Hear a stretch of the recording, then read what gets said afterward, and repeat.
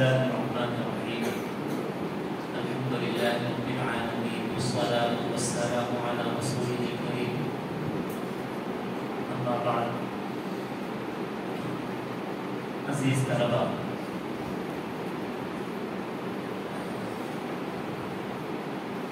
آپ حضرات کے سامنے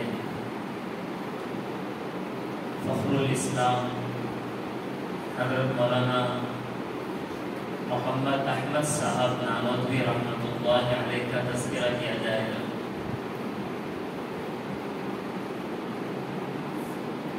آپ کے لیے یہی کافی ہے کہ آپ حضرت مولانا قاسم نانوتوی رحمۃ اللہ علیہ کے فرزند ہیں اور حضرت مولانا قاری طیب صاحب رحمۃ اللہ علیہ کے والد محترم ہیں۔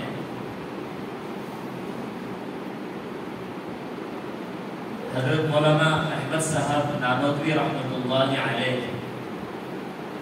قصبہ نانودا میں سن 1279 ہجری میں پیدا ہوئے ہیں۔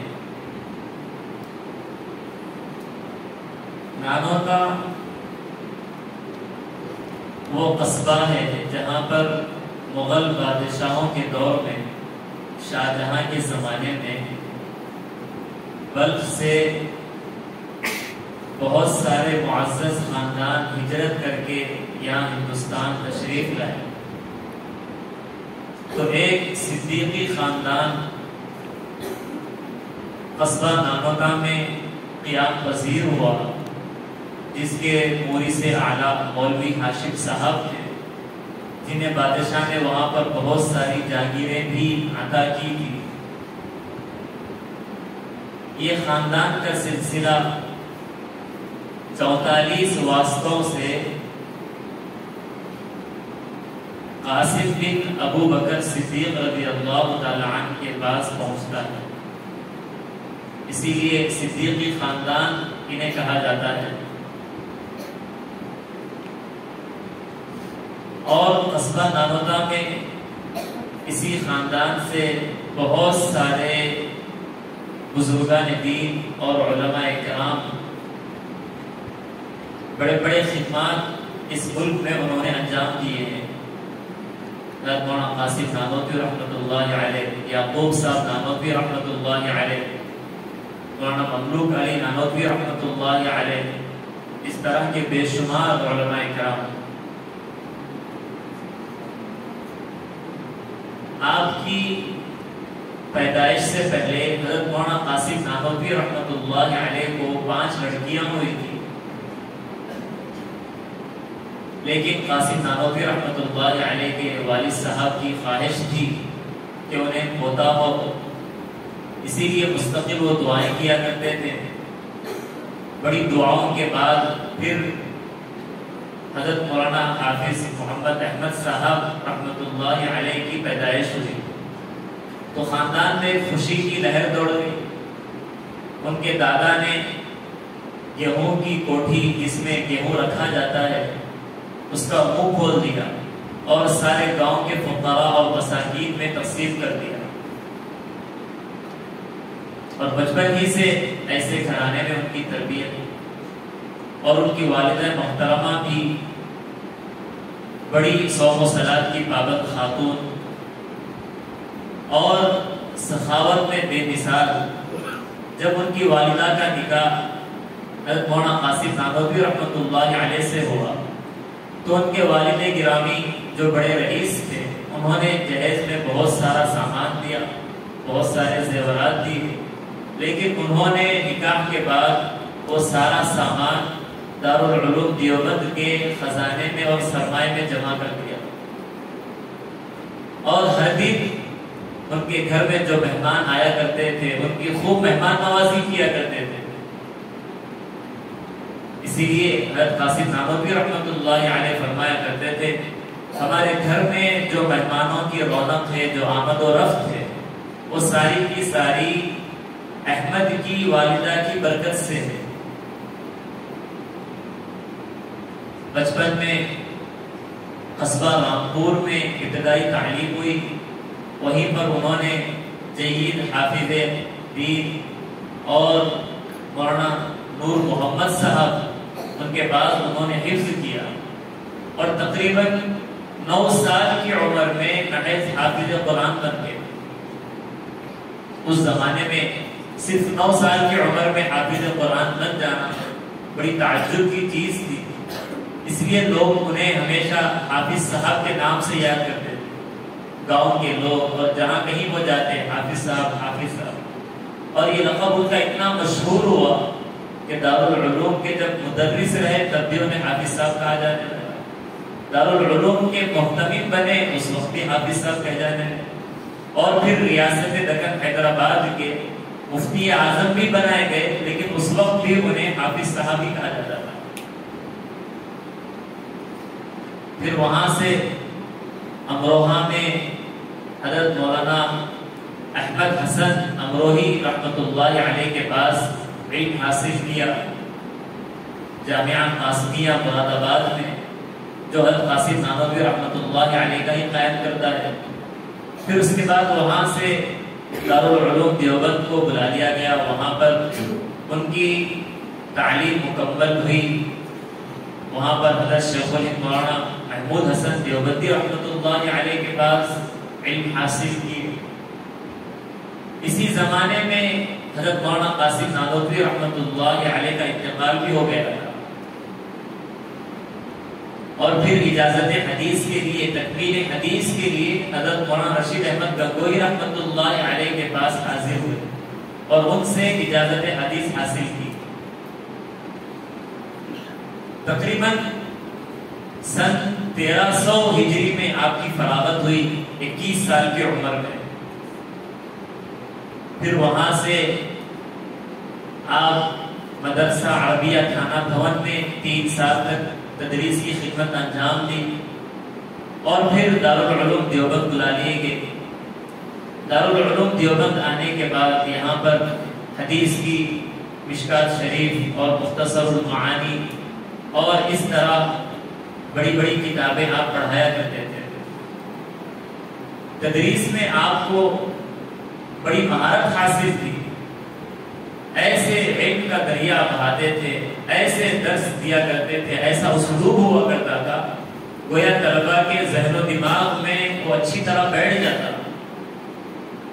اور صرف محض درس ہی نہیں بلکہ ایک روحانیت ہوا کرتی تھی۔ کتاب الجنائز کا اگر باب ہے ایسے پڑھاتے گویا کہ عالم برزخ سب کے سامنے ہے، طلباء سننے والے یہ محسوس کرتے ہیں کہ ہم اس دنیا میں نہیں ہیں بلکہ عالم آخرت میں پہنچ گئے ہیں۔ بچوں پر ایک گریہ کاری ہو جاتا، معرکۃ الآراء مسائل پر اگر بحث ہوتی تو 4 گھنٹوں تک بحث ہوتی، اور طلباء غور سے سنتے رہ جاتے، اور وہ احادیث اور وہ درس جس کا تعلق حیرت سے ہے، عمل سے ہے، تو اس میں عمل کر کے دکھلاتے ہیں۔ رکوع کی احادیث آ رہی ہے تو رکوع کر کے بتلاتے ہیں، حدیث سجدے سے متعلق ہے تو سجدہ کر کے بتلاتے ہیں، اور طلباء سے فرماتے ہیں ہمارے اساتذہ سے، مشائخ سے ہم نے ایسے ہی سیکھا ہے۔ اگر ان احادیث کو اس طرح عملی طور پر کر کے نہ بتلایا جاتا تو آج تک یہ محفوظ نہیں رہتے، صرف کتاب پڑھ کر اس کی حیت کو متعین نہیں کیا جا سکتا۔ یہی درس کا نتیجہ تھا کہ بڑے بڑے شاگرد ان کے ذریعے سے دنیا میں وجود میں آئے۔ حضرت علامہ انور شاہ کشمیری رحمۃ اللہ علیہ، عبید اللہ سندھی رحمۃ اللہ علیہ، مولانا حسین احمد مدنی رحمۃ اللہ علیہ، قاری طیب صاحب رحمۃ اللہ علیہ، مولانا ادریس صاحب کامل رحمۃ اللہ علیہ، ایسے بڑے بڑے علماء ان کے شاگرد ہوئے۔ 10 سال تدریس ہوئی، تدریس ہونے کے بعد پھر آپ کو حضرت مولانا رشید احمد گنگوہی رحمۃ اللہ علیہ جو اس زمانے میں دارالعلوم دیوبند کے سرپرست تھے، انہوں نے اہتمام کی ذمہ داری سپرد کی ہے، اور تقریباً 35 سال تک دارالعلوم دیوبند کے محتمم رہے ہیں۔ آپ کو محتمم خامس کہا جاتا ہے، 5ویں محتمم ہیں دارالعلوم دیوبند کے، 35 سال تک جو محتمم رہے ہیں۔ آپ کے زمانے اہتمام میں دارالعلوم دیوبند کو تعلیمی اعتبار سے، تعمیری اعتبار سے، روحانی اعتبار سے بہت بڑی ترقیاں ہوئی۔ تعلیمی اعتبار سے اگر دیکھا جائے تو شعبہ تجوید آپ ہی کے زمانے اہتمام میں وجود میں آیا، اور اس کا طریقہ بھی ایسے ہی تھا کہ جیسے دارالعلوم دیوبند کی جب بنیاد رکھی گئی تو ایک طالب علم اور ایک استاد نے، جب شعبہ تجوید کی بنیاد رکھی گئی اس وقت بھی صرف ایک استاد تھا اور ایک ہی طالب علم، اور وہ ایک طالب علم جو شعبہ تجوید سے جنہوں نے فراغت حاصل کی وہ حضرت مولانا قاری طیب صاحب رحمۃ اللہ علیہ، جنہوں نے تجوید اور قرأت کو ایسے حاصل کیا کہ زندگی بھر قاری کے نام سے ہی جانے جاتے ہیں۔ اس زمانے میں آریہ سماج کی تحریک چلتی تھی، خوب مناظرے ہوتے، پنڈت آ کر لوگوں کو غیر مسلم بنانے کی محنتیں کرتے۔ تو اسی زمانے میں دارالعلوم دیوبند میں شعبہ تبلیغ کی بھی بنیاد رکھی گئی، جہاں پر سنسکرت کے جاننے والے علماء کو رکھا جاتا اور انہیں مناظرے کے اصول اور مناظرے کرنے کے طریقے اور ڈھنگ اور حق بات کو پیش کرنے کا سلیقہ انہیں سکھایا جاتا، اور پھر وہ جا کر آریہ سماج کے لوگوں سے مناظرے کرتے اور اسلام کی حقانیت کو ان کے سامنے پیش کرتے۔ اسی طرح اردو زبان میں ایک رسالہ ماہنامہ الرشید کے نام سے اور القاصد کے نام سے بھی انہوں نے اجرا فرمایا۔ تعلیمی اعتبار سے بہت ساری ترقیات ہے، اور اسی طرح تعمیری اعتبار سے بھی بہت ساری ترقیات ہوئی ہیں۔ ابتدا میں دارالعلوم دیوبند صرف مسجد چھتا میں ایک انار کے درخت کے نیچے ہوا کرتا تھا، پھر وہاں سے قاضی مسجد میں منتقل ہوا، پھر وہاں سے جامع مسجد دیوبند میں طلبہ رہنے لگے، اور وہاں پر بھی جب طلبہ کے لیے جگہ تنگ ہو گئی تو پھر انہی کے زمانے میں، اس سے پہلے ہی بلکہ جب دارالعلوم دیوبند کو منتقل کیا گیا، مسجد چھتا کے بازو میں زمین خرید کر وہاں پر نو درہ کی تعمیر کی گئی۔ ابتدائی زمانے میں نو درہ ہی تھا، وہیں پر طلبہ رہتے تھے، اس کا صحن ہے، بس طلبہ کے لیے قیام کے لیے کوئی جگہ نہیں تھی رہنے کے لیے، جو باہر سے طلبہ پڑھنے کے لیے آئے، تو ان کے لیے دار جدید کے نام سے تعمیر کی گئی عمارتوں کی، جہاں پر طلبہ قیام کر سکتے تھے۔ اور پھر دارالحدیث کی جو ایک بہترین عظیم الشان عمارت مانی جاتی ہے سارے ہندوستان میں، اور بہت خوبصورت ہے، جو گنبد نظر آتا ہے ہر جگہ تصویروں میں، جسے دارالحدیث کہا جاتا ہے، اس کی تعمیر بھی آپ ہی کے زمانے میں ہوئی ہے۔ بہت بڑا جلسہ رکھا گیا تھا اس کی تعمیر کی ابتدا کے وقت، سنگ بنیاد کے وقت حضرت مولانا اشرف علی تھانوی رحمۃ اللہ علیہ، شیخ الہند رحمۃ اللہ علیہ، خلیل احمد سہارنپوری رحمۃ اللہ علیہ، ان لوگوں نے اس کی سنگ بنیاد رکھی، اور جلسے میں جتنے لوگ شریک ہوئے تھے ان سب لوگوں سے یہ کہا گیا تھا کہ ہر ایک اپنے اپنے ہاتھ سے دو دو اینٹیں بھی وہاں پر رکھیں، معلوم کس کے اخلاص کی برکت سے اللہ تبارک و تعالیٰ اسے قبول کر لے۔ دارالحدیث اور اسی طرح دارالعلوم دیوبند کا کتب خانہ، اس کی تعمیر بھی آپ ہی کے زمانے میں ہوئی۔ تو بڑے بڑے جو یہ تعمیری کام تھے، مسجد قدیم جو دارالعلوم دیوبند کی، چونکہ طلبہ کے لیے مدرسے میں کوئی مسجد نہیں تھی، مسجد قدیم جو دارالعلوم دیوبند کی مسجد ہے وہ بھی آپ ہی کے زمانے میں تعمیر کی گئی ہے۔ اور پھر دارالعلوم دیوبند کی شہرت ملک میں اور بیرون ملک اور اس کے لیے تعاون اور امداد کی شکلیں بھی آپ ہی کے زمانے میں وجود میں ہیں۔ روحانی اعتبار سے بھی اسی زمانے کا واقعہ ہے کہ ترکی کے بادشاہوں نے دارالعلوم دیوبند میں جب انہیں جنگ کے موقع پر امداد کی تھی تو وہ لوگ خوش ہو کر وہ حضرت رسول اللہ صلی اللہ علیہ وسلم کا جبے کا جو غلاف ہے، آپ کے جبے مبارک کو، کپڑوں کو جس غلاف میں رکھا جاتا تھا، اس غلاف کو ان لوگوں نے دارالعلوم کے لیے تحفہ دیا اور ہدیے میں دیا۔ یہ بہت بڑی ایک روحانی ترقی کا باب ہے، ایک بہت بڑا یہ شرف تھا جسے دارالعلوم کو حاصل ہوا آپ ہی کے زمانے میں۔ تو یہ تبرکات بھی وہاں دارالعلوم دیوبند میں رکھے ہوئے ہیں. روحانی اعتبار سے یہ ترقیات اور آپ کا جہاں پر دارالعلوم دیوبند میں یہ ساری ترقیات ہے، درمیان میں سن 1341 سے 1344 تک یہ 3 سال آپ نے ریاست دکن حیدرآباد میں گزارے ہیں. اس زمانے میں نظام میر عثمان علی نے آپ کی علمی ترقیات سے اور آپ کے کمال سے واقف ہوا اور ان کی شہرت کو دیکھا، تو انہوں نے یہاں کی جو ہائی کورٹ جسے بالکل عدالت عدلیہ مفتی اعظم کہا جائے، اس کا جج مقرر کیا گیا، ان کو بلایا گیا، کیونکہ نظام کے دارالعلوم دیوبند پر کافی احسانات رہے اور وقتاً فوقتاً ان کا کافی تعاون رہا ہر اعتبار سے.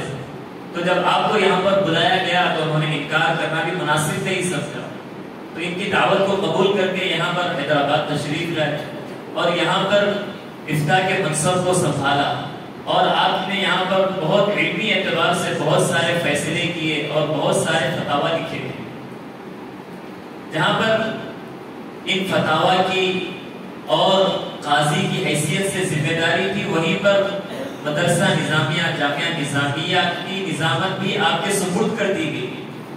وہاں کا تعلیمی نظام اور وہاں کے اصول و ضوابط کو مرتب کیا.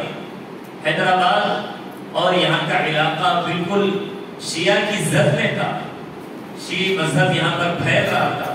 ایسے زمانے میں یہاں پر اہل سنت والجماعت کے مسلک کی ترویج کرنا اور اس کی اشاعت کرنا اور اس کی تعلیم دینا ایک جہاد کے برابر تھا. تو یہاں پر رہتے ہوئے اس جامعہ نظامیہ مدرسے کی نظامت کو آپ نے سنبھالا، وہاں کے انتظام کو سنبھالا اور خوب اس کو ترقیات سے دور سے گزارا، اور بہت بڑی اس کی شہرت بھی اس زمانے میں ہوئی.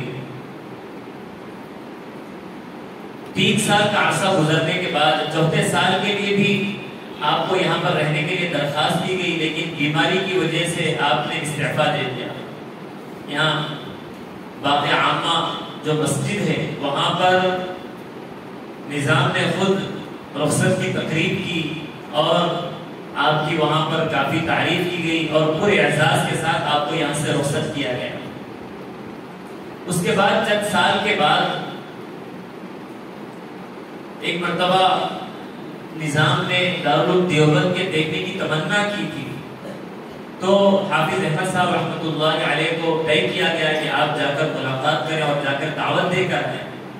تو آپ دارالعلوم دیوبند سے یہاں پر حیدرآباد تشریف لانے کے بعد یہاں پر اچانک سے طبیعت خراب ہو گئی اور بہت زیادہ بیمار ہو گئے، ملاقات کا بھی موقع نہیں رہا. تو پھر فوراً دارالعلوم دیوبند واپس جانے کی انہوں نے تیاری کر لی اور ٹرین میں سوار ہو گئے. لیکن حیدرآباد سے جیسے ہی نظام آباد تک پہنچے تھے وہیں پر اسٹیشن پر آپ کا انتقال ہو گیا اور زبان پر ذکر اللہ جاری تھا. وہاں پر بھی سارے لوگوں کا ہجوم، نماز جنازہ وہاں پر پڑھی گئی، پھر وہاں سے یہاں حیدرآباد کو منتقل کیا گیا. نظام نے کہا کہ یہیں حیدرآباد لایا جائے اور لانے کے بعد شاہی اعتبار سے ان کی تجہیز و تکفین ہوئی اور خطہ صالحین کے نام سے جو یہاں پر قبرستان ہے جو نظام دکن نے ہی وقف کیا ہے اور وہاں پر بہت سارے معزز بزرگان دین مدفون ہیں، وہیں پر آپ کی تدفین عمل میں ہے. اور اس کے بعد یہاں پر بھی تعزیتی جلسے ہوئے، باغ عامہ میں بھی تعزیتی جلسہ ہوا اور اس وقت خود نظام دکن بھی وہاں پر تشریف لائے اور لا کر انہوں نے یہ تعزیتی کلمات وہاں پر کہے تھے کہ افسوس کہ حضرت مجھے لینے کے لیے یہاں پر آئے تھے لیکن وہ خود یہیں پر رہ گئے تھے. انہوں نے اس طرح کے کلمات سے تعزیت پیش کی. آپ کے اندر بہت ساری صفات تھی. آدمی کو صرف اس کا حسب و نسب صفات کے بغیر آگے نہیں بڑھاتا ہے جب تک کہ آدمی کے اندر صفات نہ ہو. بڑے خاندان سے ان کا تعلق تھا اس کے ساتھ ہی آپ کے اندر بہت ساری صفات بھی تھی. آپ کے اندر وقار ایسے کہ جیسے ہی دارالعلوم میں داخل ہوتے تو سارے طلبہ اپنی جگہ ٹھہر جاتے, باہر آنے والے سب اندر چلے جاتے. اساتذہ کے اوپر تک آپ کا رعب بڑھتا تھا, آپ کی بات کا کوئی انکار نہیں کرا کرتے تھے. جرأت آپ کے اندر, دلیری اس قدر, طلبہ کے اوپر انتہائی شفیق. اگر کوئی باہر کے لوگ طلبہ پر کوئی الزام لگاتے اور انہیں کوئی پریشانی کرنے کی صحیح کرتے, کوشش کرتے, تو آپ پورے مجمع کے سامنے آ جاتے اور آ کر اس طرح کہتے کیا تم نے طلبہ کو لاوارث سمجھا ہے؟ اگر تم یہاں پر آگے بڑھو گے تو اپنے سروں پر قبا باندھ کر آ جانا. یہاں تک کہتے تھے کہ ڈنڈے بھی پڑ سکتے ہیں سروں پر. ایسے جرأت اور دلیری کے ساتھ وہ میدان میں آ جاتے ہیں. اس زمانے میں ایک مرتبہ دارالعلوم میں اختلافات ہو گئے. مسجد چھتا میں جو حضرت قاسم نانوتوی رحمۃ اللہ علیہ کا کمرہ تھا, رہائش گاہ تھی, اس پر لوگوں نے قبضہ کیا. تو حضرت فوراً سے مسجد چھتا میں گئے. وہاں پر سارا مجموعہ تھا. پورے مجموعے میں حضرت نے خطاب کیا کہ چابیاں کس کے پاس ہے, لا کر دیں. فوراً چابیاں لا کر دے دی گئی اور انہوں نے چابیوں سے وہ کمرے کو تالا ڈالا اور چابیاں خود اپنے پاس رکھ کر واپس آئے. لوگوں نے پوچھا حضرت آپ کہاں تھے؟ میں مسجد چھتا گیا تھا. لوگوں نے کہا کہ اگر ہمیں معلوم ہوتا تو آپ کو ہرگز جانے نہیں دیتے, کیونکہ وہاں پر جانا تو بالکل اپنی جان کو خطرے میں ڈالنا تھا. ایسی جرأت اور دلیری آپ کے اندر موجود تھی. سخاوت کا تو کوئی مثال ہی نہیں. ہمیشہ گھر میں کچھ نہ کچھ مہمان ہمیشہ موجود ہوتے ہی تھے. کئی طلبہ وہ ہیں جن کی آپ نے خود شادیاں کرائی ہے. حضرت علامہ انور شاہ کشمیری رحمۃ اللہ علیہ, ان کی شادی ہونے کے بعد 10 سال تک آپ ہی کے گھر میں رہے, آپ ہی کے پاس. حضرت مولانا عبید اللہ سندھی رحمۃ اللہ علیہ کی شادی کے بعد کئی سال تک بھی اپنے استاد کے پاس ہی رہا کرتے تھے. ساری ضروریات آپ ہی ان کی پورا کر کرتے تھے. کبھی اگر مہمان گھر میں نہیں ہوتے تو نماز پڑھنے کے بعد مسجد سے باہر گیٹ کے پاس کھڑے ہو جاتے. کوئی استاد اگر گھر کی طرف جا رہے ہیں تو استاد کا ہاتھ پکڑ لیتے, چلے گھر کی طرف چلے, وہیں پر ہم ساتھ میں کھانا کھا لیں گے. اس طرح جا کر مہمان نوازی کیا کرتے تھے. اللہ تبارک و تعالیٰ پر یقین اور الہیت, دل میں عبدیت کا ایسا ان کے اندر یہ صفت پائی جاتی تھی کہ ایک مرتبہ بیماری کی وجہ سے کرانے لگے, تکلیف کا اظہار کرنے لگے. تو قاری طیب صاحب رحمۃ اللہ علیہ کہنے لگے کہ حضرت آپ جو ہے اس طرح تکلیف سے کراہ رہے ہیں, کہیں یہ اللہ کے فیصلے پر رضامندی کے خلاف تو نہیں ہے. تو حافظ احمد صاحب رحمۃ اللہ علیہ نے کہا کہ اچھا, بڑے مجھے سمجھانے کے لیے آ گئے. اس کے بعد انہوں نے کہا کہ میں نے 3 بزرگوں کو دیکھا ہے. میں نے اپنے پیر و مرشد حضرت حاجی امداد اللہ مہاجر مکی رحمۃ اللہ علیہ کو دیکھا, اور اپنے والد ماجد قاسم نانوتوی رحمۃ اللہ علیہ کو دیکھا, اور اسی طرح میرے سرپرست رشید احمد گنگوئی رحمۃ اللہ علیہ کو بھی دیکھا. حاجی امداد اللہ مہاجر مکی رحمۃ اللہ علیہ کا یہ حال ہوتا کہ جب بھی بیمار ہو جاتے تو خوب ہنگامہ کھڑا کر دیتے کہ بھائی بیمار ہو گئے, اور لوگوں سے دعاؤں کی درخواست کرتے. لوگ کہتے ہیں کہ حضرت آپ کس طرح, تھوڑی سی بیماری ہے, آپ کس طرح جو ہے تکلیف کا اظہار کر رہے ہیں. تو حضرت فرماتے کہ ہاں میں بندہ ہوں, اللہ کے سامنے اپنے ضعف کا, کمزوری کا اظہار بھی تو کرنا چاہیے. میں جرأت مندی کو, اپنی دلیری کو کیسے اظہار کروں کہ نہیں اے اللہ میں بیمار ہوں لیکن پھر بھی میں سارے امتحانات کو قبول کر لوں گا, سب چیزیں برداشت کر لوں گا. تو یہ حالت یہ ہوا کرتی تھی کہ اپنے ضعف کو, اپنی کمزوری کو اور اپنی عاجزی کو ظاہر کرتے تھے. یہ عبدیت کا کمال ہے. اور دوسرے میں نے دیکھا حضرت مولانا قاسم نانوتوی رحمۃ اللہ علیہ کو, ان کا یہ حال ہوتا کہ جب بھی کبھی بیمار ہو جاتے تو لوگوں کو پتہ ہی نہیں ہوتا, اپنی بیماری کا اظہار ہی نہیں کرتے, اور بعد میں کبھی اظہار کر دیتے تو لوگ کہتے ہیں کہ آپ ہمیں بتا دیتے, ہم آپ کے لیے علاج کا انتظام کر دیتے, کچھ راحت کا انتظام کر دیتے. تو فرماتے کہ اللہ تبارک و تعالیٰ کا ہر فیصلہ حکمت پر مبنی ہوتا ہے, تو ہم اللہ کے فیصلے پر راضی ہیں. تو یہ بھی کمال عبدیت ہے، آپ کا یہ حال یہ ہوا کرتا تھا۔ اور تیسرے میں نے دیکھا رشید احمد گنگوئی رحمۃ اللہ علیہ، آپ کی یہ حالت ہوا کرتی تھی، جب بھی بیمار ہو جاتے تو فوراً علاج کی طرف توجہ کرتے کہ یہ علاج، یہ دوائی میرے لیے پیش کی جائے، اور یہ ان چیزوں سے مجھے پرہیز کرنا ہے، یہ چیزیں میں نہیں کھاؤں گا۔ اور فرماتے کہ علاج کرنا یہ رسول اللہ صلی اللہ علیہ وسلم کی سنت ہے، اور اتباع سنت یہی عبدیت کا کمال ہے۔ تو میں نے ان تین بزرگوں کو دیکھا، ان تینوں کے یہ رنگ تھے، ہر ایک کے اندر یہ کمال عبدیت۔